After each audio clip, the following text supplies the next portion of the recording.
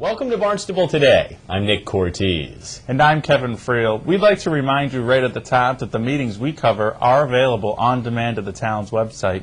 You can find them at www.town.barnstable.ma.us. The Barnstable Town Council meeting last Thursday was punctuated by votes on two long-standing and at times controversial items. We begin today with the highlights of the discussion surrounding the item that's been in the works for the longest period of time, the Barnstable Municipal Airport Terminal Project. After nearly 15 years of discussion, planning, delays, and revisions, the Council was finally ready to vote on the appropriation order that would ultimately give the green light for construction to begin.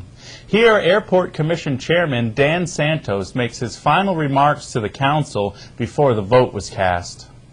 The benefits to the access road, the terminal project, and the air traffic control tower are many. To name a few, we're talking about primarily improvements to safety, improvements to security, enormous environmental benefit. One of the properties we bought was the Blackburn Auto Salvage Yard, where we cleaned out all the cars. They're gone, the parts, and we've actually gone through a process of cleaning the soils there. This project will improve traffic at the Rotary by reducing the number of vehicles on the Rotary. It will reduce the number of vehicles on Route 132 through the access road. It has an enormous economic benefit in the fact that the airport is responsible for thousands of jobs in the region. There will be hundreds of construction jobs created as a result of this project and numerous other jobs at the completion. We've had extensive workshops with the council. We've had workshops simply on the business plan, where we hired a national recognized consultant to help us with the business plan to satisfy the council that this plan, from a financial standpoint, will work. We are absolutely convinced of that. We hope that you're convinced of that, and we look very much forward to your affirmative vote tonight on these motions so that we can break ground in July and get this very vital and viable project underway. Though some councilors did have some final questions to ask of airport staff, most, including Councilor Ann Kennedy, were convinced over the past few months that at last the project is ready to go. Frankly, we've had so many discussions and as you point out, workshops and question and answers that I'm out of questions. But I did want to take an opportunity to compliment all of you as a commission, and especially under your leadership, Mr. Santos, and Mr.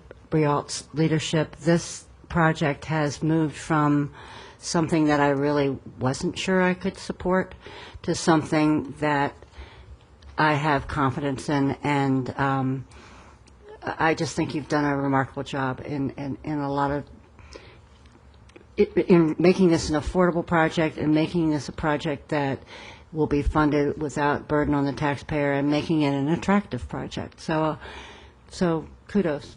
Ultimately, the Council approved the appropriation for the airport terminal project, with Councilor Greg Milne casting the only dissenting vote. Though there wasn't much discussion on the terminal project, the public hearing surrounding the Craigville Beach District of Critical Planning Concern implementing regulations more than made up for it. Last year, when the implementing regulations came forward for the first time, the debate focused on their appropriateness. Last Thursday, the debate became one of whether a DCPC was even necessary. Jack Driscoll, president of the Long Beach Association, thought that local zoning amendments might be a better option. I've chatted with probably 75 or 80 people since the September meeting, and at the September meeting, when the DCPC was essentially put off by the chartered amendments, and Councilor Crocker got up and talked about a zoning ordinance and saying we should be able to do it with the zoning ordinance, we began to feel like that's the thing that we really need. We really need a zoning ordinance. We like the document, but the vehicle is wrong. We're opposed to a DCPC.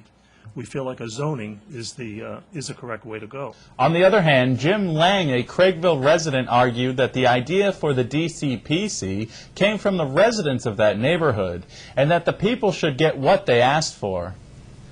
In our little village of 94 homes, I only know of one homeowner that finds his DCP objectionable.